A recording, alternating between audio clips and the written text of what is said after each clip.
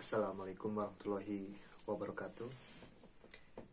Sebelumnya perkenalkan, saya Muhammad Fauji dari kelas A Psikologi 2020. Pada kesempatan ini saya akan membawakan sebuah materi yang bertemakan tentang psikologi Islam sebagai pendekatan alternatif. Nah, sebelum saya bahas lebih jauh, perlu kita ketahui apa itu psikologi Islam. Nah, jadi psikologi Islam ini adalah corak psikologis berlandaskan citra manusia menurut ajaran Islam yang mempelajari keunikan dari manusia, terutama pola perilaku manusia yang diungkapkannya melalui pengalaman interaksi dengan diri sendiri, lingkungan sekitar, dan juga tentang pengalaman kerohanian. Dan adapun tujuannya ini untuk meningkatkan kesehatan mental dan juga kualitas keberagamaan atau kereligiusitasannya. Jadi di sini bedanya dengan dari teori-teori lain, pendekatan Islam ini ada upaya untuk meningkatkan kualitas keberagamaan dari seseorang. Nah, dari pengertian di atas yang sebelumnya saya sebutkan, kita bisa melihat beberapa unsur. Yang pertama, dari corak psikologisnya. Artinya sebuah gerakan islamisasi. Jadi di sini itu ada sebuah gerakan islamisasi psikologi yang dimana kedepannya psikologi Islam ini hadir sebagai mazhab baru yang dimana berlandaskan dari nilai-nilai ajaran agama Islam. Namun di sini psikologi Islam tidak mengesampingkan atas metode-metode ataupun metodologi yang sebelumnya sudah ada. Kemudian yang kedua, berdasarkan citra manusia menurut ajaran Islam. Nah, artinya berbeda dengan psikologi sekuler, yang dimana psikologi sekuler landasan filosofisnya itu bermacam-macam dan orientasi mereka, otoritas tertingginya kepada kehendak manusia itu sendiri.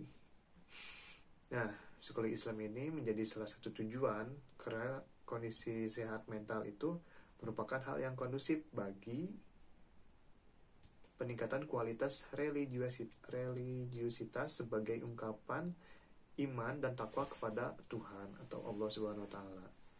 Jadi ini adalah misi penting dari psikologi Islam, yaitu membantu mengembangkan individu dan masyarakat yang sehat mental sekaligus meningkatkan kualitas keimanan dan juga ketakwaannya kepada Tuhan. Jadi di sisi lain memelihara kesehatan mental atau meningkatkan kesehatan mental di dalam psikologi Islam juga ada suatu tujuan untuk meningkatkan kualitas keimanan dan juga ketakwaan kepada Tuhan. Di dalam perkembangannya, psikologi Islam ini masih berada di bawah pengaruh dari psikologi barat atau psikologi sekuler. Nah, ada 3 fase yang dimana sebelumnya mahasiswa muslim ini masih tergila-gila atas peradaban dan juga teori-teori dari psikologi barat. Nah, apa saja sih 3 fase tersebut? Ada fase infantuasi, kemudian fase rekonsiliasi, dan juga fase emansipasi. Pada fase pertama ini atau infantuasi, mahasiswa ini sangat terpesona, sangat terpengaruh gitu, sangat mengagung-agungkan dari teori-teori psikologi barat, termasuk juga metode-metodenya.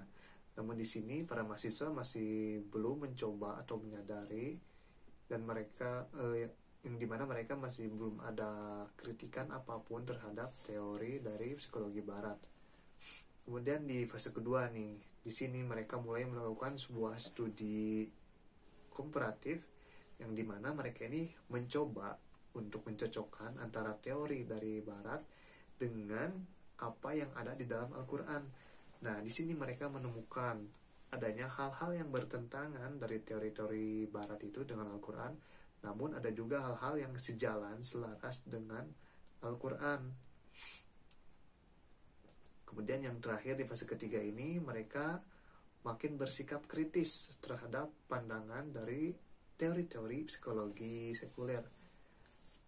Kemudian mereka mengalihkan perhatiannya kepada Al-Quran, Al-Hadis, dan khazanah klasik Islam yang di dalamnya ternyata membahas tentang struktur jiwa, yang dimana kita sudah ketahui struktur kejiwaan atau struktur insan manusia itu ada nafas, akli, kolbi, dan juga ruh. Nah, mahasiswa ini menyadari atas kekeliruannya, kemudian mereka mulai mengkritisi pandangan-pandangan barat, psikologi barat, terutama pada pandangan psikoanalisa dan juga behaviorisme.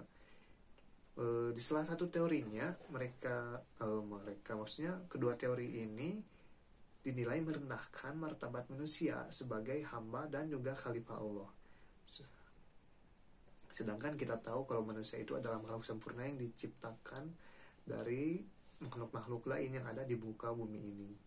Kemudian pada pandangan humanistik, psikologi Islam mengakui bahwa pandangan humanistik ini mengakui kalau manusia itu memiliki potensi baik yang dianggap juga sejalan dengan ajaran Islam. Nah, sebelumnya kita sudah tahu 4 aliran psikologi Islam, maksudnya 4 aliran psikologi dari barat seperti humanistik, behavior, dan juga psikoanalisa dan yang lainnya.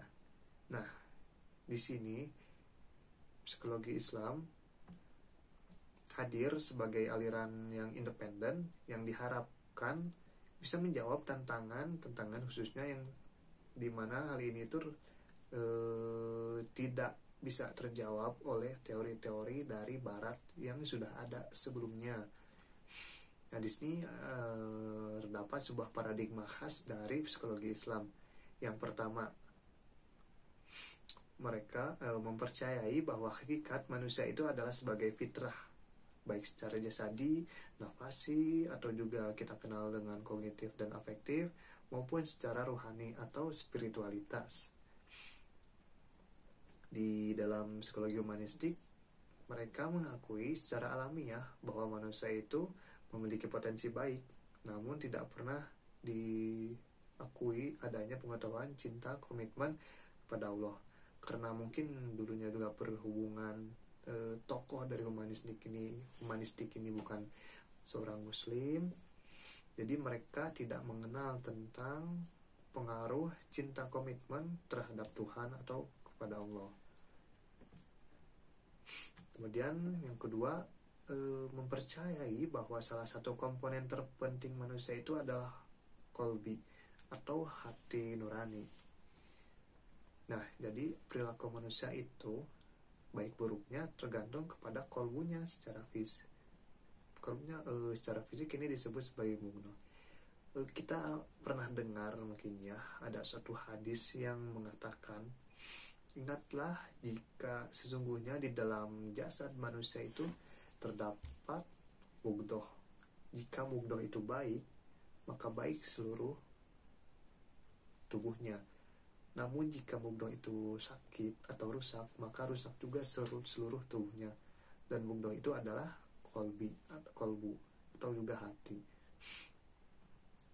Nah, jadi baik buruknya perilaku manusia itu bisa didasari karena kolbu mereka. Jadi bagaimana kondisi kolbu mereka, apakah baik atau buruk. Dan kolbu ini tuh bisa dipelihara oleh kita agar tetap berada di jalan yang baik, jalan yang lurus. Kemudian ketiga, mempercayai bahwa arah pergerakan hidup manusia itu secara garis besar dibagi menjadi 2. Allah telah mengisyaratkan adanya 2 jalan bagi manusia, yaitu jalan taqwa dan juga fujur. Secara fitrah manusia itu diciptakan dengan penuh rasa cinta, kemudian memiliki cinta, tapi dapat berkembang ke arah agresi atau hal-hal yang merusak cinta itu, atau bisa dibilang juga kepada hal-hal keburukan. Jadi di sini dengan hadirnya psikologi Islam ini diharapkan agar manusia selalu lurus dengan fitrahnya. Kemudian yang keempat, mempercayai bahwa manusia itu adalah unik. Jadi keunikan manusia bukanlah secara jasadi, nafasi, tapi juga secara rohani. Misalnya ketika seseorang yang keren didoakan oleh ayah atau kakeknya yang alim, secara rohanianya lebih kuat, lebih mudah mencapai keberhasilan dibandingkan dengan yang tidak didoakan. Mungkin maksudnya seperti ini, ketika kita mendoakan suatu kebaikan kepada orang lain, maka kebaikan itu akan berbalik kepada kita sendiri. Begitu kira-kira. Nah, yang kelima, psikologi Islam ini dibangun berdasarkan nilai tertentu, bukan karena etik atau netral etik. Jadi maksudnya itu psikologi Islam berangkat dari nilai-nilai Islam, dari nilai-nilai ajaran agama Islam. Yakni di mana hal itu kita bisa lihat dari Al-Quran dan juga Al-Hadis sebagai pedoman. Kemudian yang selanjutnya nih, bagaimana posisi psikologi Islam terhadap psikologi Barat? Teori Barat bisa saja bersesuaian dengan ajaran atau psikologi Islam, tapi bisa juga bertentangan. Jika hal ini bisa bersesuaian, maka hal tersebut dapat direkonstruksi ke dalam paradigma psikologi Islam. Beberapa pandangan psikologi Barat ada yang kontradiktif dengan pandangan Islam, dan juga ada yang bisa diterima oleh pandangan Islam atau psikologi Islam. Contoh halnya seperti tokoh yang kita kenal, si Freud. Dia beranggapan bahwa sholat adalah perilaku obsesif kompulsif, bahwa beragama sebagai ilusi. Hal ini jelas ditantang oleh psikologi Islam, yang dimana di salah satu tujuannya itu ada meningkatkan takwa dan juga iman. Kita tahu kalau di dalam Islam itu diwajibkan untuk menjalankan sholat, dan dalam sholat ini sangat banyak sekali manfaatnya.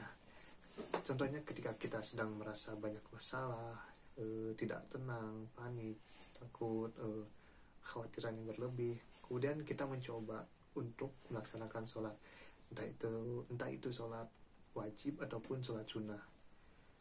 Ketika kita bersungguh-sungguh dalam melaksanakan sholat ini, maka kita pasti akan mendapatkan ketenangan ataupun jawaban dari masalah yang sedang kita hadapi.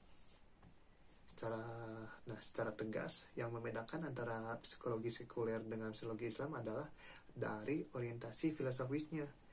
Psikologi Barat ini memandang manusia sebagai pusat segala kehendak, pusat segala relasi, atau antroposentris. Namun, di dalam psikologi Islam memandang bahwa manusia itu di samping diberikan kebebasan untuk berusaha dan berikhtiar ataupun juga berelasi, tetapi di sini Tuhanlah sebagai pusat relasi, dan semua keputusan vonis berada di atas irodahnya atau kehendaknya.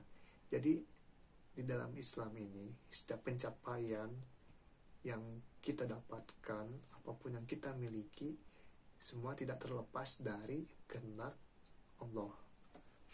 Tapi di dalam psikologi Barat, mereka mengagung-agungkan diri mereka sebagai manusia, bahwa apapun yang sudah mereka capai itu karena usaha kerja keras mereka sendiri. Nah, selanjutnya di dalam rumusan konsep manusia dan juga cara mendekatinya pun berbeda. Di psikologi Barat, semata-mata mereka hanya menggunakan kemampuan intelektual untuk bisa menjawab, menemukan, mengungkap asas-asas kejiwaan seperti asas-asas kejiwaan. Sementara di dalam psikologi Islam di sini mendekatinya dengan memfungsikan antara akal dan juga keimanan dari manusia itu. Kemudian psikologi Islam merupakan psikologi yang menggabungkan ilmu berbasis Al-Quran dan juga hadis sebagai sumber hipotesis. Bahkan psikologi Islam bisa dikatakan lebih baik daripada psikologi Barat.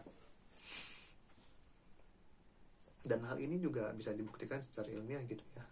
Mengenai ilmu psikologi Islam ini sudah ada sebelum dari psikologi modern atau psikologi barat, dan seluruhnya itu sudah terungkap dalam Al-Quran. Nah, kita tahu itu ya, setiap ilmu yang baru-baru ini ditemukan, ilmu-ilmu ilmiah, sebenarnya hal itu sudah diungkapkan jauh beribu-ribu tahun yang lalu di dalam Al-Quran. Sehingga kita mungkin mendengar bahwa ilmu itu bukan diciptakan, tapi ilmu itu ditemukan. Ya, salah satu sumbernya itu dari Al-Quran. Namun karena keterbatasan alat ataupun pengetahuan pada zaman dahulu, sehingga ilmu itu ditemukan secara perlahan dari zaman ke zaman, bagaimana perkembangan zaman itu berlangsung. Jadi diharapkan ke depannya psikologi Islam ini bisa membawa perubahan yang sangat baik terhadap dunia psikologi, baik itu dalam metodologinya ataupun dalam teori-teorinya, sehingga nantinya bisa memunculkan tokoh-tokoh muda, tokoh-tokoh Islam yang bisa berpengaruh terhadap perkembangan psikologi di masa depan. Mungkin itu yang bisa saya sampaikan. Kurang lebihnya mohon maaf. Assalamualaikum warahmatullahi wabarakatuh.